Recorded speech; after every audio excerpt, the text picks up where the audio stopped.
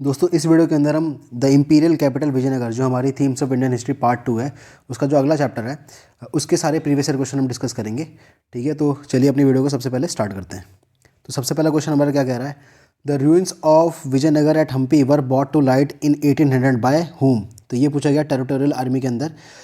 तो ये जो रूइंस थे हम्पी में जो विजयनगर के पाए गए थे वो सबसे पहले किसके द्वारा लाए गए थे। ठीक है, तो इसका जो आपको आंसर है वो पेज नंबर 170 में मिल जाएगा।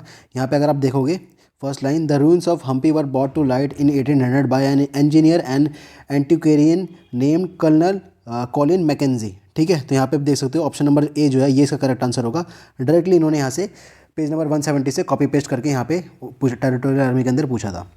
अगला क्वेश्चन देखते हैं, the ruins of Vijayanagar Hampi were brought to public light in year 1800 by the following British surveyors and engineer. ये दोबारा पूछ लिया इन्होंने एनडीए के अंदर 2019 के अंदर। इससे पहले टेरिटोरियल आर्मी के अंदर पूछा था, अब यहाँ पे एनडीए में पूछा। तो अगेन यहाँ पे भी क्या होगा हमारा आंसर, ऑप्शन नंबर बी होगा, कर्नल मैकेंजी है ना।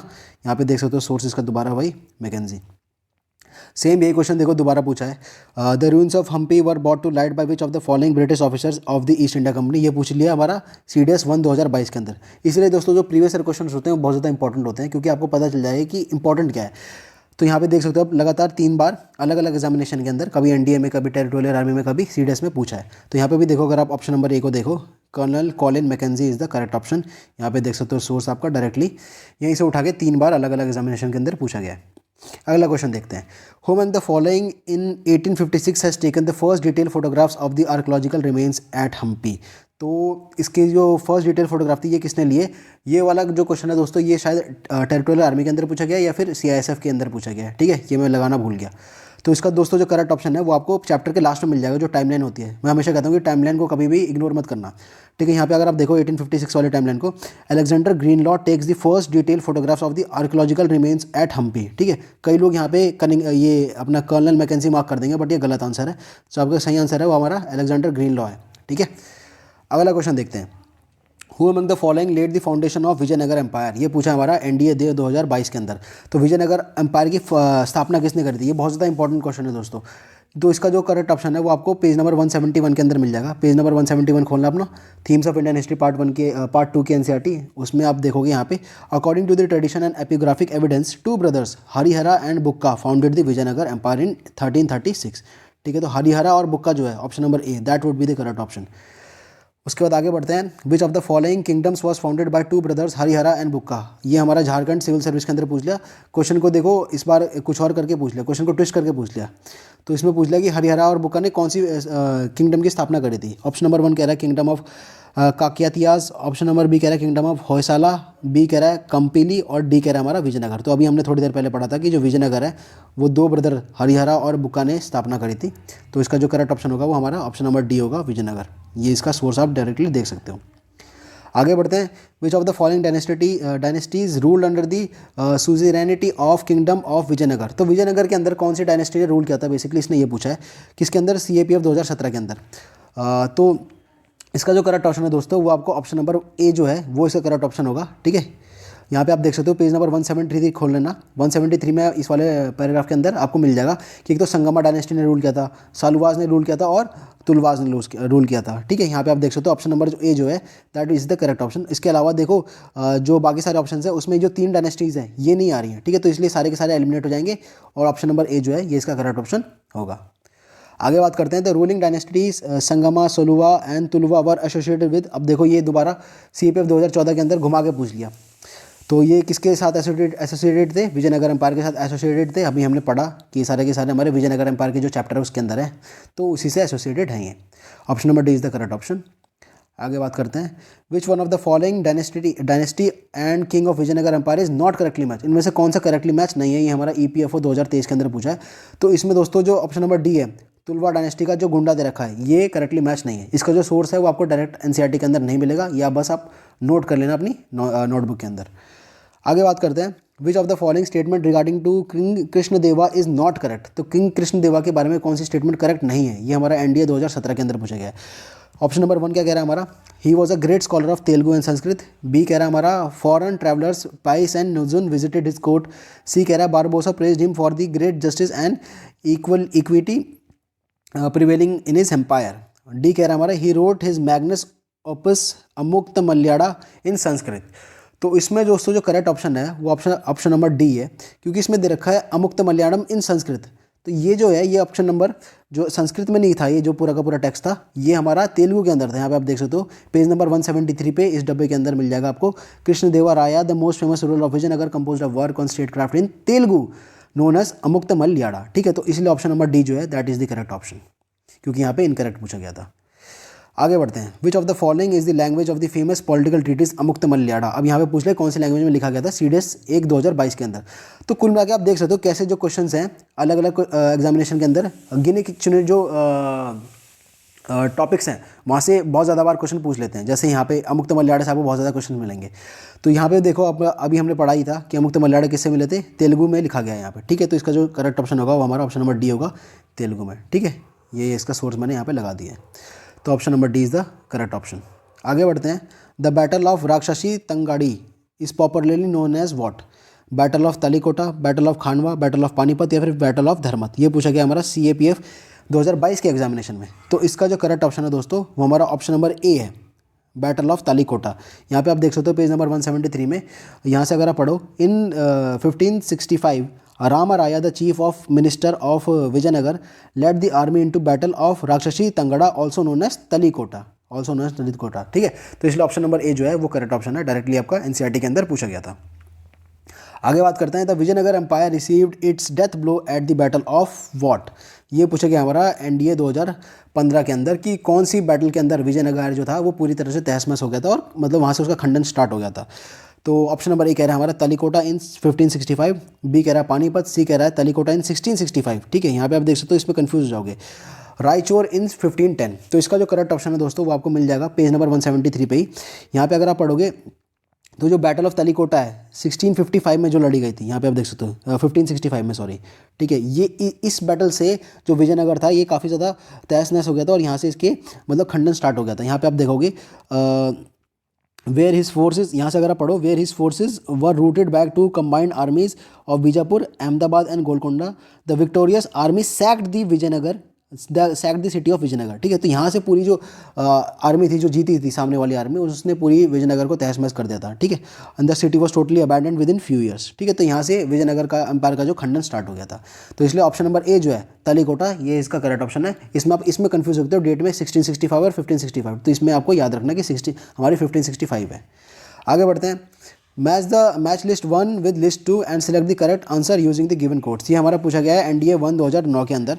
तो इसमें मैच द फॉलोइंग करना है। बैटल ऑफ प्लासी है, बैटल ऑफ पानीपत है, बैटल ऑफ हल्दीघाटी है, बैटल ऑफ तालीकोटा है। तो बैटल ऑफ तालीकोटा तो हमने पढ़ा था अभी कि 1565 में है। ठीक है, तो डी का तो 1 हो जाएगा, तो बाकी सारे जो ऑप्शन है वो एलिमिनेट हो जाएंगे। ठीक है, क्योंकि जो बैटल ऑफ तलीकोटा है हमारा 1565 में होगा। तो इन दोनों में आपको कन्फ्यूजन हो सकती है। तो इसका जो है डायरेक्ट आपको सोर्स NCERT के अंदर तो नहीं मिलेगा, क्योंकि बैटल ऑफ तलीकोटा के बारे में दे रखा है, बाकी सारे बैटल के बारे में नहीं दे रखा। तो ये जो है ये आपको लिख लेना है अपनी नोटबुक के अंदर कि ये टाइमलाइन जो है ये कौन सी बैटल कौन सी हुई थी, क्योंकि जितनी भी बैटल्स दे रखी है सारी फेमस बैटल है। ये इसकी टाइमलाइन तो आपको पता होनी ही चाहिए। ठीक है, तो इसलिए आपको अपने नोट्स के अंदर इसे ज़रूर लिख लेना। इसका जो correct option option number A है। आगे बात करते हैं। The Amar Nayak system, again ये भी बहुत ज़्यादा एक इंपॉर्टेंट टॉपिक है। अमर नायक सिस्टम विजयनगर में हमेशा पूछते हैं इससे। The Amar Nayak system was a major political innovation in which of the following medieval kingdom. तो कौन सी किंगडम के अंदर अमर नायक सिस्टम जो था वो इंप्लीमेंट किया गया था। पहला कह रहा है ऑप्शन पल्लवास, बी कह रहा है मौर्य, सी कह रहा है चालुक्य और डी कह रहा है हमारा विजयनगर। तो CDS 1 2021 के अंदर पूछा गया है। तो इसका जो करेक्ट ऑप्शन है दोस्तों ये विजयनगर ही होगा ऑब्वियसली, क्योंकि हम ये वाला चैप्टर के प्रीवियस क्वेश्चन सॉल्व कर रहे हैं। तो ऑप्शन नंबर डी जो है विजयनगर ये इसका करेक्ट ऑप्शन होगा। पेज नंबर 175 पे अगर आप देखो यहाँ पे तो इसके बारे में जिक्र कर रखा है। The Amar Nayak system was a major political innovation of the Vijayanagar empire. ठीक है, कॉपी पेस्ट मार रखा है, बिल्कुल लैंग्वेज भी चेंज नहीं करी है UPSC ने, डायरेक्टली यहाँ पर डाल रखा है। ठीक है, तो यहाँ पे डायरेक्टली पूछ रखा है, तो Vijayanagar is the correct option. अब दोबारा अमर नायक पे क्वेश्चन है। The class of Amar Nayak in Vijayanagar is the reference to which of the following. ये पूछा गया CDS 2018 के अंदर।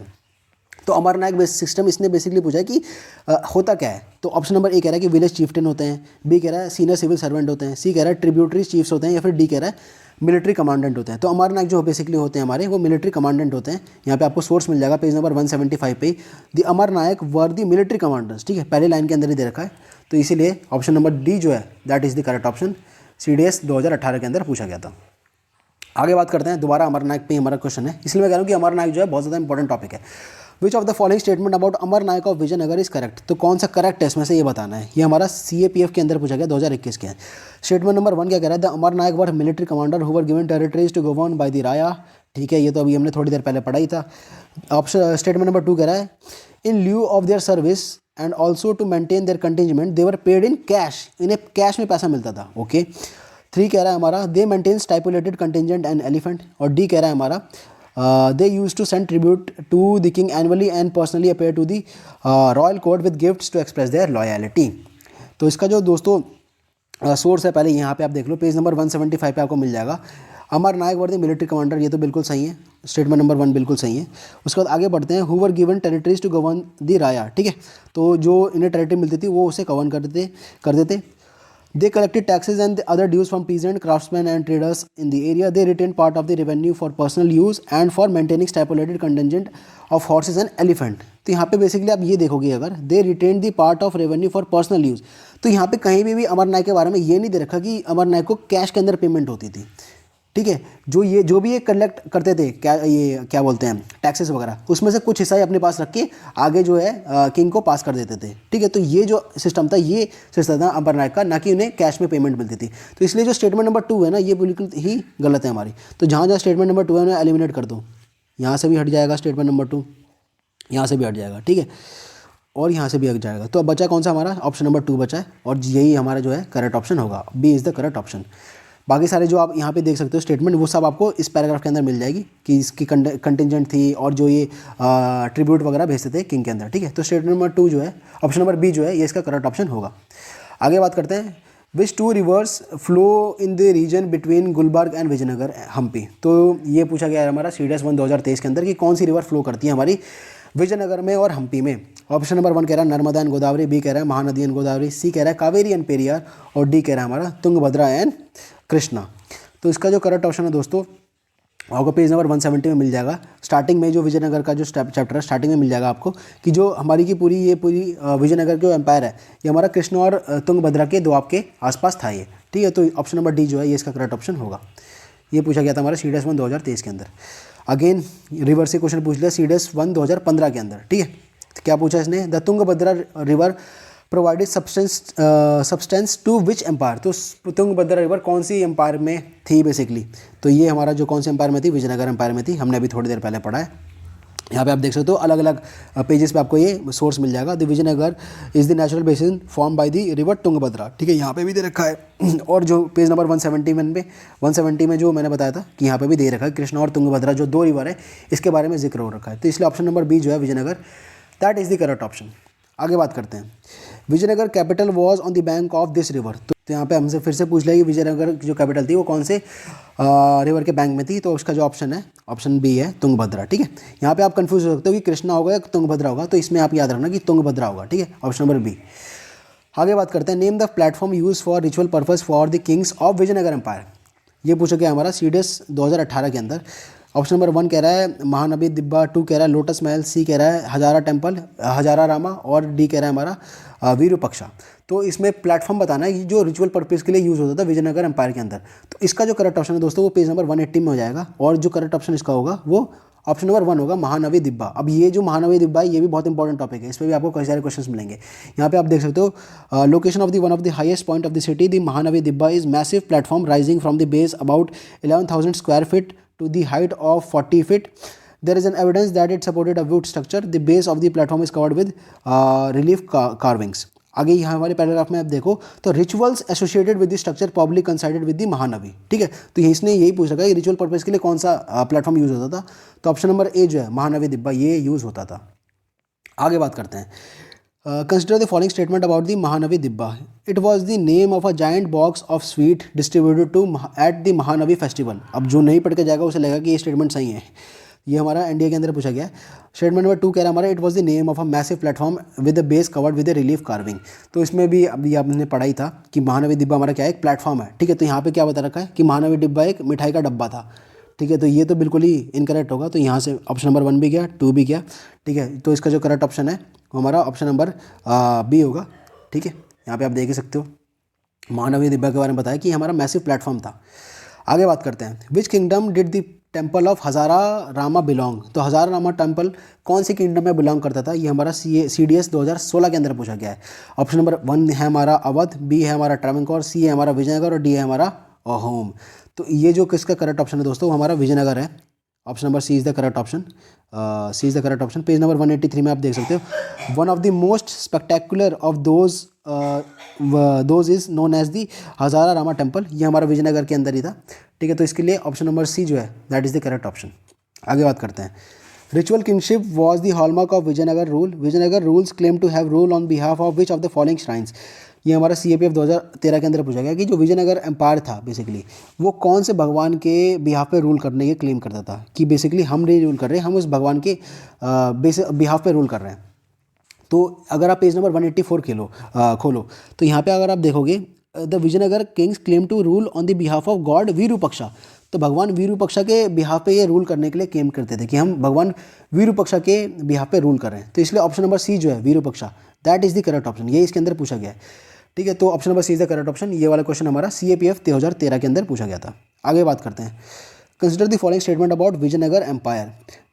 The Vijayanagar was noted for his market dealings in spices, textile and precious stone.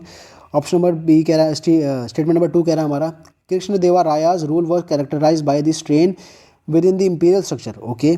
3 कह रहा है हमारा, the Amar Nayak were the military commandant who were given territories to be governed by the Rayas. तो इसमें बताना हमारा कौन सी स्टेटमेंट सही है। तो अभी हमने थोड़ी देर पहले ही पढ़ा था कि जो हमारे नायक हैं हमारे, वो तो मिलिट्री कमांडेंट होते ही हैं, ठीक है। कुछ टाइम पहले ही पढ़ा था। तो यहाँ पे इसके सोर्स देख लेते हैं जो इसने स्टेटमेंट उठाई है। सबसे पहले तो यहाँ पे अगर आप देखो, the fact Vijayanagar was also noted for its market dealing in spices, textile and precious stone, ठीक है। तो स्टेटमेंट नंबर 1 तो यहाँ पे डिल्टो यहाँ से उठाई है, ठीक है। स्टेटमेंट नंबर 1 हमारी बिल्कुल सही है। स्टेटमेंट नंबर 3 अगर हम बात करें तो यहाँ पे देखो, the Amar Nayak were the military commanders, ठीक है। यहाँ पे स्टेटमेंट नंबर 3 भी हमारी बिल्कुल सही है।